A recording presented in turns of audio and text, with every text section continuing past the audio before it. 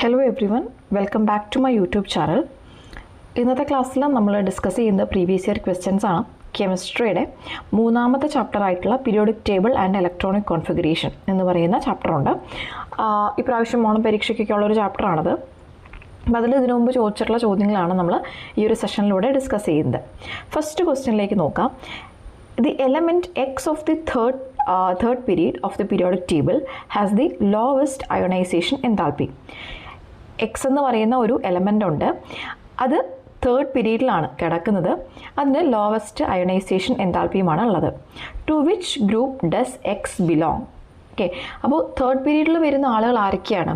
Third പീരീഡിൽ വരുന്ന ആളുകൾ എന്ന് പറയുന്നത് sodium, magnesium, aluminium, silicon, phosphorus ഇങ്ങനെയുള്ള ആളുകളാണ് തേർഡ് പീരീഡിൽ വരുന്ന ആളുകൾ എന്ന് പറയുന്നത്. അപ്പോൾ അയോണൈസേഷൻ എൻതാൽപ്പി എന്ന് പറഞ്ഞു കഴിഞ്ഞാൽ എന്താണ്? അയോണൈസേഷൻ എൻതാൽപ്പി എന്ന് പറഞ്ഞു കഴിഞ്ഞാൽ ഔട്ടർ മോസ്റ്റ് ആ ഷെല്ലിൽ കിടക്കുന്ന ഇലക്ട്രോണിനെ റിമൂവ് ചെയ്യുന്നതിന് വേണ്ടിയിട്ട് നമുക്ക് ആവശ്യമായിട്ടുള്ള മിനിമം എമൗണ്ട് ഓഫ് എനർജി, അതിനെയാണ് നമ്മൾ എന്തെന്ന് പറയുക? അയോണൈസേഷൻ എൻതാൽപ്പി അല്ലെങ്കിൽ അയോണൈസേഷൻ എനർജി എന്ന് വിളിക്കുന്നത്. ഓക്കെ, അപ്പോൾ അയോണൈസേഷൻ എൻതാൽപ്പി എന്ന് പറയുന്നത് എങ്ങനെയാണ് കൂടുന്നത്? എലോങ് എ പീരീഡ് എന്ത് ചെയ്യാണ്? അതായത് ലെഫ്റ്റ് ടു റൈറ്റ് എന്ത് ചെയ്യാണ്? അയോണൈസേഷൻ എൻതാൽപ്പി കൂടി വരികയാണ്. പീരിയോഡിക് ട്രെൻഡ് എന്ന് പറയുന്ന ഭാഗത്ത് നിങ്ങൾ പഠിച്ചിട്ടുണ്ടാവും. അതെന്തുകൊണ്ട് അങ്ങനെ ഒരു എലോങ് എ പീരീഡ് ഇൻക്രീസ് ചെയ്യുന്നത്? എലോങ് എ പീരീഡ് ഇൻക്രീസ് ചെയ്യുന്നതിൻ്റെ കാരണം ന്യൂക്ലിയർ ചാർജ് എന്ത് ചെയ്യുന്നുണ്ട്? ഇൻക്രീസ് ചെയ്യുന്നുണ്ട്. ആറ്റോമിക് സൈസ് എന്ത് ചെയ്യാണ്? ഡിക്രീസ് ചെയ്തും വരികയാണ്. അപ്പോൾ ഇങ്ങനെ വരുമ്പോൾ attraction between nucleus and the balance electron എന്തായിരിക്കും? അത്യാവശ്യം നല്ല സ്ട്രോങ്ങർ ആയിരിക്കും കേട്ടോ. അപ്പോൾ അതുകൊണ്ട് ഫസ്റ്റ് കിടക്കുന്ന എലമെൻറ്റിനായിരിക്കും ഏറ്റവും ലോവസ്റ്റ് അയണൈസേഷൻ എൻതാൽപ്പി ഉണ്ടാവുക. അങ്ങോട്ടേക്ക് റൈറ്റിലോട്ട് പോകുന്നതോറും എന്ത് സംഭവിച്ചുകൊണ്ടിരിക്കുകയാണ്? അയണൈസേഷൻ എൻതാൽപ്പി എന്ന് പറയുന്നത് കൂടി വന്നുകൊണ്ടിരിക്കുകയാണ്. ഓക്കെ, അപ്പോൾ ലെഫ്റ്റ് ടു റൈറ്റ് എന്ത് ചെയ്യാണ്? അയണൈസേഷൻ എൻതാൽപ്പി കൂടി വന്നുകൊണ്ടിരിക്കുകയാണ്. അപ്പോൾ ആദ്യം കിടക്കുന്ന ഫസ്റ്റ് എലമെൻ്റ് ആയിട്ടുള്ള ആൾക്കായിരിക്കും ഏറ്റവും കുറവ് അയണൈസേഷൻ എൻതാൽപ്പി. തേർഡ് പീരീഡിൽ ഫസ്റ്റ് കിടക്കുന്ന ആളെന്ന് പറയുന്നത് ആരാണ്? അത് സോഡിയമാണ്. അയാളുടെ ആറ്റോമിക് നമ്പർ എന്ന് പറയുന്നത് ഇപ്പോൾ ഫസ്റ്റ് ഏത് ഗ്രൂപ്പായിരിക്കും? ഫസ്റ്റ് ഗ്രൂപ്പായിരിക്കും ഏറ്റവും കുറവ് അയണൈസേഷൻ എൻതാൽപ്പി ഉള്ള. ലോവസ്റ്റ് അയണൈസേഷൻ എൻതാൽപ്പി എന്ന് പറയുമ്പോൾ അത് ഫസ്റ്റ് ഗ്രൂപ്പിൽ പെടുന്ന ആളായിരിക്കും. എന്താണ് അതിൻ്റെ ആറ്റോമിക് നമ്പർ എന്ന് ചോദിച്ചിട്ടുണ്ട്. സോഡിയമാണ് ഈ ഒരു എലമെൻ്റ് എന്ന് പറയുന്നത്. സോഡിയത്തിൻ്റെ ആറ്റോമിക് നമ്പർ എന്ന് പറയുന്നത് എന്താണ്? 11 ആണ്. ഓക്കെ, സിമ്പിൾ എന്ന് പറയുന്നത് Na ആണ്. ക്ലിയർ ആണെന്ന് വിശ്വസിക്കുന്നു. So the element with lowest ionization enthalpy എന്ന് പറയുന്നത് എന്തായിരിക്കും? ഇൻ എവറി പീരീഡ് അത് ഫസ്റ്റ് ഗ്രൂപ്പിലെ എലമെൻ്റ് ആയിരിക്കും കേട്ടോ. So element with the lowest ionization enthalpy in every period as usually the group first element, first ഗ്രൂപ്പിൽ പെടുന്ന ആളുകളായിരിക്കും. ക്ലിയർ ആയി എന്ന് വിശ്വസിക്കുന്നു. SLC മോഡലിന് ചോദിച്ചിട്ടുള്ളൊരു ചോദ്യമായിരുന്നു അത്. നമുക്ക് നെക്സ്റ്റ് ചോദ്യത്തിലോട്ട് പോവാം. നെക്സ്റ്റ് ചോദ്യം എന്താ പറഞ്ഞേക്കുന്നത്? Second question. Two statements regarding a shell are given below. The last electron of an atom fills into the shell with the principal quantum number n is equal to 3. Last electron പോകുന്നത് third ഷെല്ലിലോട്ടാണ് പോകുന്നത്. അത് n is equal to 3 എന്ന് പറഞ്ഞു കഴിഞ്ഞാൽ third ഷെല്ലിലോട്ടാണ് പോകുന്നത് എന്നാണ് അതിൻ്റെ അർത്ഥം. First clue. Second one, the shell contains ആ ടോട്ടൽ ഓഫ് 7 ഇലക്ട്രോൺസ്. അപ്പോൾ തേർഡ് ഷെല്ല്, ലാസ്റ്റ് ഷെല്ല് എന്താണ്? ഈ ഒരു ഷെല്ലിൻ്റെ ഉള്ളിൽ ആകെ കിടക്കുന്നതെന്ന് പറയുന്നത് എത്ര ഇലക്ട്രോൺസ് ആണ്? 7 ഇലക്ട്രോൺസ് ആണ് കിടക്കുന്നത്. രണ്ടാമത്തെ hint, right the electron configuration of this atom. അപ്പം നമുക്കിത് എങ്ങനെയാണ് ഫില്ല് ചെയ്ത് വരേണ്ടതെന്നുള്ള കാര്യമൊക്കെ അറിയാം. എങ്ങനെയാണ്, ഏതാണ് അതിൻ്റെ ഓർഡറിൽ ഫില്ല് ചെയ്ത് വരുന്നത്? n is equal to 3 means third sub ഷെല്ലാണ്. അപ്പോൾ നമുക്ക് എഴുതി വരാം. 1s2, 2s2, 2p6, പിന്നെ അടുത്തതെന്നാണ് തേർഡ് തുടങ്ങുന്നത് അല്ലേ? തേർഡ് തുടങ്ങുമ്പോൾ എന്താണ്? 3s2. Okay, 3s2. ആകെ മൊത്തം 7 ഇലക്ട്രോൺസ് ആണ് വരുന്നത്. 2 എണ്ണം എസ് സബ്ഷനിൽ പോവും. ബാക്കി എത്ര എണ്ണം കിടക്കുന്നുണ്ട്? 5 എണ്ണം കിടക്കുന്നുണ്ട് അല്ലേ? അത് 3p5 എന്ന് വരും അല്ലേ? അപ്പോൾ എത്ര എണ്ണം ഉണ്ട്? ആറ്റോമിക് നമ്പർ എത്രയാണ്? 2 4 4 4 6 10, 10ഉം 7ഉം 17. 17 എന്ന് പറയുന്നത് ആരാണ്? ക്ലോറിൻ ആണ് കേട്ടോ. അഡീഷണലി പറഞ്ഞു എന്ന് മാത്രമേ ഉള്ളൂ. Then write the names of sub shell present in the shell with n is equal to 2. അതായത് പ്രിൻസിപ്പൽ ക്വാണ്ടം നമ്പർ 2 ആയിട്ടുള്ള അതിൽ ആ ഷെല്ലിൽ എത്രമാത്രം സബ് ഷെല്ലുകളുണ്ട്, അതിൻ്റെ സബ് ഷെല്ലുകളുടെ പേര് എഴുതാനാണ് പറഞ്ഞേക്കുന്നത്. 2 ആണ്. 2ൻ്റെ ഉള്ള ആരൊക്കെയാണ് വരുന്നത്? 2sഉം 2pയും മാത്രമാണ് വരുന്നത്. ഓക്കെ, സെക്കൻഡ് ഷെല്ലിൻ്റെ ഉള്ളിൽ 2 സബ് ഷെല്ലാണ് വരുന്നത്. അത് 2sഉം 2pയുമാണ്. ഇനി അടുത്ത് നോക്കാം. How many orientation will be there for the subshell with L is equal to 1, L value azimuthal quantum number എന്ന് പറയുന്നതിൻ്റെ വാല്യൂ 1 വന്നു കഴിഞ്ഞാൽ അവിടെ എത്ര ഓറിയൻറ്റേഷൻസ് പോസിബിളാണ്. ഓക്കെ, എത്ര ഓറിയൻറ്റേഷൻസ് പോസിബിളാണ് നമുക്ക് എങ്ങനെ കണ്ടുപിടിക്കാൻ പറ്റും? നമ്പർ ഓഫ് ഓറിയൻറ്റേഷൻസ് നമ്മൾ എങ്ങനെയാണ് കണ്ടുപിടിക്കാം? ടെക്സ്റ്റ് ബുക്കിൽ പറഞ്ഞിട്ടുണ്ട് 2l + 1 ഓറിയൻറ്റേഷനാണ് പറ്റുന്നത് അല്ലേ. അപ്പോൾ ഇവിടെ എല്ലിൻ്റെ വാല്യൂ ഡയറക്റ്റ്ലി നമുക്ക് തന്നിട്ടുണ്ട് 2 × 1 + 1. ഓക്കെ, അപ്പോൾ സബ്സ്റ്റിറ്റ്യൂട്ട് ചെയ്ത് കഴിയുമ്പോഴേക്കും 2 × 1 2 ആണ്. സോ 2 + 1 3. ഓക്കെ, 3 ഓറിയൻറ്റേഷനാണ് ആർക്ക് പറ്റുന്നത്? എൽ സബ്ഷെല്ലിന് എൽ ഇസ് ഈക്വൽ ടു 1 എന്ന് പറയുന്ന വാല്യൂ വരുന്നതിന് പറ്റുന്നത്. ഹൗ മെനി ഓറിയൻറ്റേഷൻസ് എന്ന് ചോദിച്ചു കഴിഞ്ഞാൽ ഇത് 3 ഓറിയൻറ്റേഷനാണ് പറ്റുന്നത്. ഓക്കെ, ക്ലിയർ ആയി എന്ന് വിശ്വസിക്കുന്നു. അപ്പോൾ ഇവിടെ നമ്പർ ഓഫ് ഓറിയൻറ്റേഷൻ മനസ്സിലാക്കുന്നതിന് വേണ്ടിയിട്ട് നമ്മൾ ഈ ഒരു ഫോർമുല ബൈ ഹാർട്ട് പഠിക്കണം കേട്ടോ. നമ്പർ ഓഫ് ഓറിയൻറ്റേഷൻസ് കണ്ടിന്യൂസ് ആയിട്ട് പരീക്ഷയ്ക്ക് ചോദിക്കുന്നുണ്ട്. അപ്പോൾ ഇവിടെ ഓർത്തിരിക്കാം. ഇനി എസ് സബ്ഷെല്ലാണെന്നുണ്ടെങ്കിൽ എത്രയാണ് വരാം? എസ് ഇസ് ഈക്വൽ ടു 1 ആണ് വരുന്നത് അല്ലേ. ഇനി പി സബ്ഷെല്ലാണെന്നുണ്ടെങ്കിൽ, കാരണം എസ് ഇസ് ഈക്വൽ ടു 1 എന്ന് പറയുമ്പോഴേക്കും എല്ലിൻ്റെ വാല്യൂ എത്രയാണ്? എൽ ഇസ് ഈക്വൽ ടു 0 ആണ്. ദെൻ പി ആകുമ്പോഴേക്കും എൽ ഇസ് ഈക്വൽ ടു എത്രയാണ് വരുന്നത്? 1 ആണ്. സോ നമ്പർ ഓഫ് ഓറിയൻറ്റേഷൻസ് എന്ന് പറയുന്നത് 3 ആണ് പറ്റുന്നത്. ദെൻ ഡി എന്ന് പറയുമ്പോഴേക്കും ഡി സബ്ഷെല്ലിൻ്റെ ഉള്ളിൽ എല്ലിൻ്റെ വാല്യൂ എത്രയാണ്? അസിമുത്തൽ ക്വാണ്ടം നമ്പറിൻ്റെ വാല്യൂ എന്ന് പറയുന്നത് 2 ആണ്. സോ 5 ഓറിയൻറ്റേഷനാണ് ഡി ഓർബിറ്റൽസിന് പറ്റുന്നത് കേട്ടോ. എഫ് ആകുമ്പോൾ എത്രയാണ്? എഫ് ആകുമ്പോൾ എൽ ഇസ് ഈക്വൽ ടു 3 ആണ്. സോ നമ്പർ ഓഫ് ഓറിയൻറ്റേഷൻ എന്ന് പറയുന്നത് 7 ആണ്. നിങ്ങളുടെ ടെക്സ്റ്റ് ബുക്കിൽ ഒരു ടേബിളൊക്കെ തന്നിട്ടുണ്ട്. ആ ടേബിൾ അതിൻ്റെ ഉള്ളിൽ നമുക്ക് ഫില്ല് ചെയ്ത് എഴുതാനൊക്കെ ഉണ്ടായിരുന്നു. അപ്പോൾ കറക്റ്റായിട്ട് മനസ്സിലാക്കുക, ടെക്സ്റ്റ് ബുക്കുകൾ നന്നായിട്ട് വായിക്കാം. ദെൻ നമുക്ക് ഈ ക്വസ്റ്റ്യൻ മനസ്സിലായി എന്ന് വിശ്വസിക്കുന്നു. നമുക്ക് തേർഡ് ക്വസ്റ്റ്യനിലേക്ക് പോകാം. തേർഡ് ക്വസ്റ്റ്യനിൽ എന്താ പറഞ്ഞേക്കുന്നത്? The last electron in an atom has the following quantum numbers associated with it. Last electron of an atom, അതിൻ്റെ ക്വാണ്ടം നമ്പേഴ്സിനെ പറ്റി പറഞ്ഞിട്ടുണ്ട്. n ഇസ് ഈക്വൽ ടു 2, അതായത് പ്രിൻസിപ്പൽ ക്വാണ്ടം നമ്പർ 2 ആണ് തന്നിട്ടുണ്ട്. p is equal to 1, L is equal to 1. അപ്പോൾ എത്രയാണ് ഈ ഓർബിറ്റിൽ? എന്താ എൽ ഇസ് ഈക്വൽ ടു 1 വരുമ്പോൾ ആരാന്ന് ഞാൻ പറഞ്ഞു? അത് പി ഓർബിറ്റിലാന്ന് പറഞ്ഞു. റെപ്രസെൻറ്റ് ദി ഗിവൺ ഷെൽ, ഈ ഒരു ഗിവൺ സബ്ഷെല്ലിനെ റെപ്രസെൻറ്റ് ചെയ്യാനാണ് പറഞ്ഞേക്കണേ. അപ്പോൾ n ഇസ് ഈക്വൽ 2 എന്ന് പറയുമ്പോഴേക്കും നമുക്ക് എന്താണ് ഫസ്റ്റ് കിടക്കുന്ന പ്രിൻസിപ്പൽ ക്വാണ്ടം നമ്പർ ആണ്, അത് 2 ആണ്. എൽ ഇസ് ഈക്വൽ ടു 1 എന്ന് പറയുമ്പോൾ പി ആണ്. സോ 2p എന്നാണ് നമ്മൾ ഈ ഒരു സബ്ഷെല്ലിനെ റെപ്രസെൻറ്റ് ചെയ്യുന്നത്. ഇനി n ഇസ് ഈക്വൽ ടു 2ഉം എൽ ഇസ് ഈക്വൽ ടു 0ഉം ആയിരുന്നെങ്കിൽ ആ സബ്ഷെൽ ഏതാണ്? അത് 2s ആണ്. Okay, similarly n is equal to 3ഉം എൽ ഇസ് ഈക്വൽ ടു 0ഉം ആണെങ്കിൽ അതെന്താണ്? അത് 3s ആണ്. ഓക്കെ, ഇതുപോലെ ഈ വാല്യൂസ് പഠിച്ചു കഴിഞ്ഞാൽ ഇതുപോലെ റെപ്രസെൻറ്റ് ചെയ്യാൻ പറ്റും. ഇപ്പോൾ ഉദാഹരണമായിട്ട് 1-2 ഞാൻ പറഞ്ഞു എന്നേ ഉള്ളൂ. ക്വസ്റ്റ്യനിൽ ചോദിച്ചിരിക്കുന്നത് 2pയെ പറ്റിയിട്ടായിരുന്നു. Then find the number of orientation for this given subshell. Number of orientations കണ്ടുപിടിക്കാനാണ്. ഫോർ പി ഓർബിറ്റൽസ് ഞാൻ പറഞ്ഞു എത്രയാണ്? പി ഓർബിറ്റൽസിന് എൽ വാല്യൂ എന്ന് പറയുന്നത് ഈക്വൽ ടു 1 ആണ്. അപ്പോൾ 2l + 1 ഓറിയൻറ്റേഷൻസ് പോസിബിൾ ആണ്. അപ്പോൾ 2 × 1 2 2 + 1 3. അപ്പോൾ എത്രയാണ്? മൊത്തം 3 ഓറിയൻറ്റേഷൻസ് പോസിബിൾ ആണ്. ഓൾറെഡി നമ്മൾ പറഞ്ഞു കഴിഞ്ഞതാണ്. Then what is the total number of orbitals in the shell with n is equal to 2? Total number of orbitals കണ്ടുപിടിക്കാനാണ് പറഞ്ഞേക്കുന്നത്. ടോട്ടൽ നമ്പർ ഓഫ് ഓർബിറ്റൽസ് കണ്ടുപിടിക്കാനായിട്ടുള്ള ഇക്വേഷൻ എന്താണ്? നമ്മുടെ ടെക്സ്റ്റ് ബുക്കിൽ വ്യക്തമായിട്ട് പറഞ്ഞിട്ടുണ്ട്. ടോട്ടൽ നമ്പർ ഓഫ് ഓർബിറ്റൽസ് കണ്ടുപിടിക്കാനായിട്ടുള്ള ഇക്വേഷൻ എന്ന് പറയുന്നത് n² ആണ് കേട്ടോ.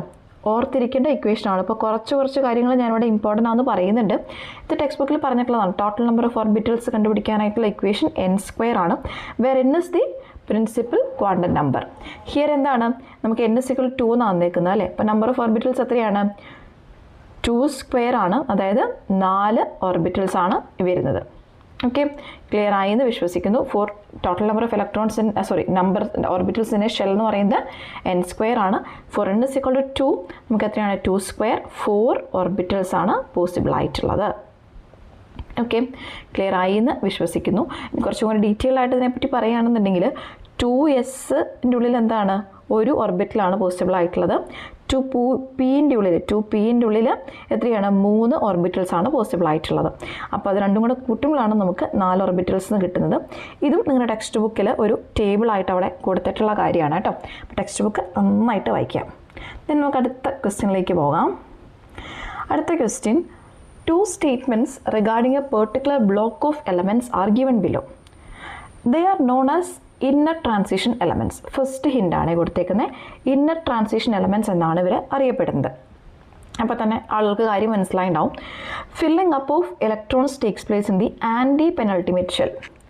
ആൻറ്റി പെനൾട്ടിമേറ്റ് ഷെല്ലിലാണ് എന്ത് നടക്കുന്നത്, ലാസ്റ്റ് ഇലക്ട്രോൺസിനെ ഫില്ല് ചെയ്യുന്നതെന്ന് പറയും, ലാസ്റ്റ് ഇലക്ട്രോൺ പോകുന്നത്. Okay, then which is the block of elements described here? ഏതാണ്? നമുക്ക് പ്രധാനമായിട്ടും 4 ബ്ലോക്കുകളാണ് പീരിയോഡിക് ടേബിളിൽ വരുന്നത്.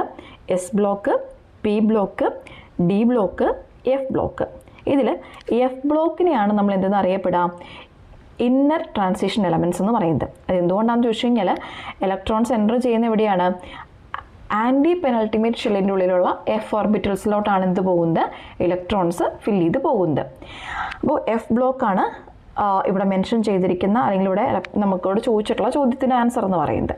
Then write any one characteristic property of the elements belonging to this block. ഈ ബ്ലോക്കിലുള്ള ആളുകളുടെ സവിശേഷതകൾ എഴുതാം, പ്രോപ്പർട്ടീസ് എന്തൊക്കെയാണെന്ന് എഴുതാം. അപ്പോൾ ഏതെങ്കിലും ഓൾറെഡി 2 പ്രോപ്പർട്ടി ഇവിടെ പറഞ്ഞിട്ടുണ്ട്. എന്താണ്? അവർ ഇന്നർ ട്രാൻസിഷൻ എലമെൻറ്റ്സ് എന്നാണ് അറിയപ്പെടുന്നത്. രണ്ടാമത്തെ കാര്യം അവരുടെ ഇലക്ട്രോൺസ് ഫില്ല് ചെയ്യുന്നതെന്ന് പറയുന്നത് ആൻറ്റി പെനൾട്ടിമേറ്റ് ഷെല്ലിലോട്ടാണ്. പിന്നെ അടുത്തൊരു ഫീച്ചറായിട്ട് നമുക്ക് പറയാൻ പറ്റുന്നത് ദേ show variable oxidation States. Okay, variable ആയിട്ടുള്ള ഓക്സിഡേഷൻ സ്റ്റേറ്റ് കാണിക്കുന്നുണ്ട്.